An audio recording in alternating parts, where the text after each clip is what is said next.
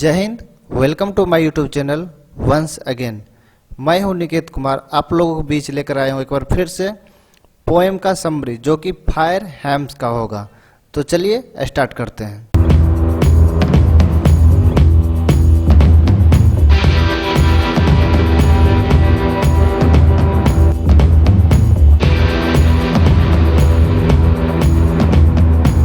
सबसे पहले ये देखना है, यहाँ पर है how to write a summary, यानी कि किसी भी समरी को हम लोग कैसे लिख सकते हैं। तो इसी के विषय पर हम लोग का भी चर्चा चल रहा है। तो ये जो है अपना समरी लास्ट होगा, पोएम का लास्ट समरी है। ओके, तो चलिए स्टार्ट करते हैं विदाउट वेस्ट द टाइम। तो सबसे पहले अपना पोएम नेम लिखते हैं, किसी भी समरी का हो लेकिन वो पोएम का होना चाहिए, तो उसका पोएम नाम डालेंगे। देन अपना जो लिखते हैं is a poem composed bye, वो यहाँ पर डाल देना है। देन अपना लिखना है पोएम का जो उसको रचित करते हैं उसका पोएट का नाम डालना है, तो डेट मीन्स पोएट नेम यहाँ पर हो जाएगा। जब आप पोएट नेम डाल देते हैं तो इस पोएट के बारे में आप एक शानदार बात लिखते हैं, तो डेट मीन्स अबाउट पोएट। तो अबाउट पोएट यहाँ तक आप डाल देते हैं तो आपका इंट्रोडक्शन लगभग कंप्लीट हो जाता है। तो उसके बाद लिखना है इन दिस पोएम, मीन्स इस कविता में, इसका मतलब होता है इस कविता में पोएम पोएट क्या कहते हैं वो यहाँ पर मेंशन कर देना है। डेट मीन्स यहाँ पर पहले लिख देना है ही या सी डिस्क्राइब्स टॉक्स एक्सप्रेसेस, जो कि मैं हर एक पोएम के समरी में मैं इस सेंटेंस का मेंशन करते आया हूँ। तो जब इतना बात आप लिख देते हैं तो उसके बाद आपको लिखना होता है थीम। जब आप थीम डाल देते हैं तो ये थीम क्या होता है, एक बार मैं ऐसे तो सभी में बता चुका हूँ, तो इसमें भी बता ही देता हूँ। तो थीम का मतलब बेसिकली होता क्या है कि ये जो पूरा समरी आप पढ़ रहे हैं, ये पूरा जो पोएम है किसके बेस पर है उसको हम लोग थीम में पहले बता देते हैं कि इस पोएम में इसके बारे में आप लोग पढ़ने वाले हैं। ओके, तो यहाँ तक जब कंप्लीट हो जाएगा तो आपको लिखना है पैराग्राफ। तो पैराग्राफ 1 जो कि आपको समरी का बॉडी के रूप में डालना है, और पैराग्राफ 2 यानी कि 2 एकदम शानदार पैराग्राफ आपको उसको पोएम में से लेकर के यहाँ पर डालना है। जब आप 2 पैराग्राफ डाल देते हैं तो आपका इंट्रोडक्शन और बॉडी दोनों कंप्लीट होता है। देन आपको लिखना होता है कंक्लूजन। तो कंक्लूजन में आपको डालना क्या है, so we can say that, means हम लोग कह सकते हैं, इसका मतलब होता है इसलिए हम लोग कह सकते हैं कि, जो भी कह सकते हैं आपको यहाँ कमेंट में डाल देना है।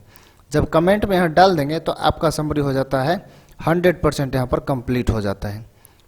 ओके, तो चलिए स्टार्ट करते हैं। तो इसमें सबसे पहले अपना जो है पोएम नेम पता करना है, यानी कि जिस किसी भी पोएम को आपको लिखना है समरी, उस पोएम का नाम को पता करना है।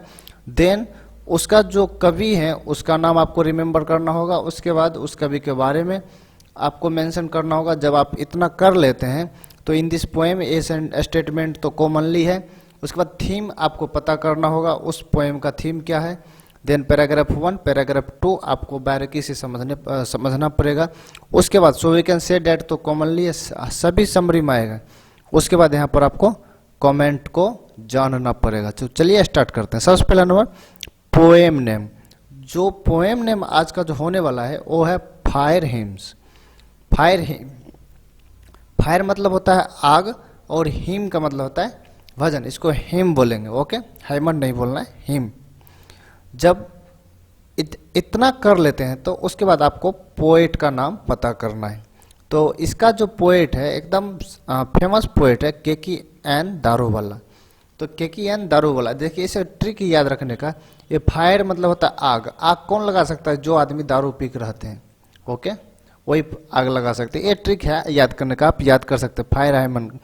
फायर हेम का पोएट कौन है, तो के.की.एन. दारूवाला। जहाँ दारूवाला रहेगा वहाँ मैच कर दीजिएगा, ये मैचिंग करने में भी 1 नंबर आता है। ओके, जब इतना बात आप लिख देते हैं तो उसके बाद आपको लिखना होता है अबाउट पोएट, मीन्स पोएट के बारे में आपको डालना है। तो के.की.एन. दारूवाला के बारे में कुछ बता देना है। चलिए एक शानदार सा सेंटेंस ले लेते हैं उसके बारे में। तो he was an Indo Anglican poet, यहाँ तक देख लीजिए। पहले कहता वे एक इंडो एंग्लिकन पोएट थे, एंड और ए रिसिपिएंट मतलब होता है प्राप्तकर्ता। ओके, और एक प्राप्तकर्ता थे किस चीज़ का, ऑफ साहित्य एकेडमी, साहित्य एकेडमी का वो प्राप्तकर्ता भी थे। क्लियर हो गया। उसके बाद चलिए हम लिखते हैं थीम। तो थीम में क्या है कि जो भी इसके बारे में मेंशन किया गया है उसको हम लोग यहाँ पर लिख देंगे। थीम एकदम छोटा सा सेंटेंस है, ही हैज डिस्क्राइब्ड। अब देखिए यहाँ पर जो है सब्जेक्ट है और हैव हैज है और वर्ब का तीसरा रूप है, तो यानी कि प्रेजेंट परफेक्ट टेंस में ये सेंटेंस है। तो ही हैज डिस्क्राइब्ड यानी कि उन्होंने डिस्क्राइब्ड किए हैं, यानी कि कर चुके हैं। चुके हैं यहाँ पर अच्छा नहीं लगता है, उन्होंने डिस्क्राइब किए हैं यानी कि उन्होंने वर्णन किए हैं। डिस्क्राइब का मतलब वर्णन करना होता है। क्या वर्णन किए हैं?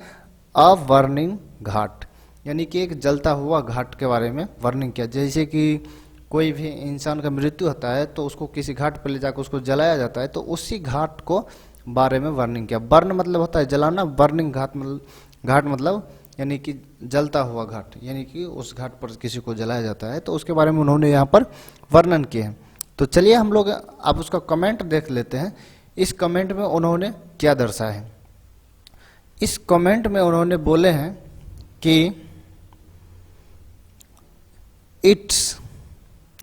इट्स मतलब it is, it's really a fantastic poem. ये भी कॉमन सेंटेंस है, सभी पोएम में मैं बता चुका हूँ। It's a really fantastic poem by Keki Daruwalla. कहता केकियन दारूवाला द्वारा दिया गया एक फैंटास्टिक पोएम है, एक शानदार कविता है। होयर मतलब जहां, ही हैज शॉन। अब यहाँ पर भी प्रेजेंट परफेक्ट टेंस है। कहता है कि जहां उन्होंने दिखाया है। क्या दिखाया है? He is religious. कहता है कि वो अपने धार्मिक को दिखाया है, वो अपने बिलीफ को दिखाया है। बिलीफ मतलब विश्वास। इन अ डिस्टिंग्विश्ड वे।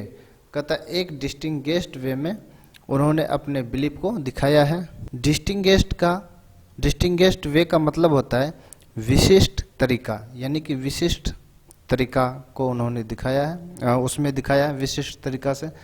एंड और फाइनली मतलब अंत में, स्वेयर्स मतलब कसम खाते हैं, डेट की ही विल नेवर वायलेट वह कभी उल्लंघन नहीं करेंगे, the Parsi code again in future.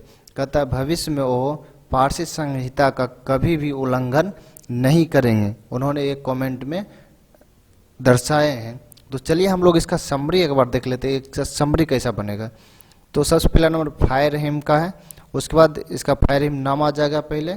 Then is a poem composed by, यहाँ पर तो डाल ही देना है। उसके बाद लिखना है केकियन दारूवाला, इसका तो पोएट वही थे, और इसके बारे में मेंशन कर देना he was an Indo Anglican poet and a recipient of साहित्य एकेडमी।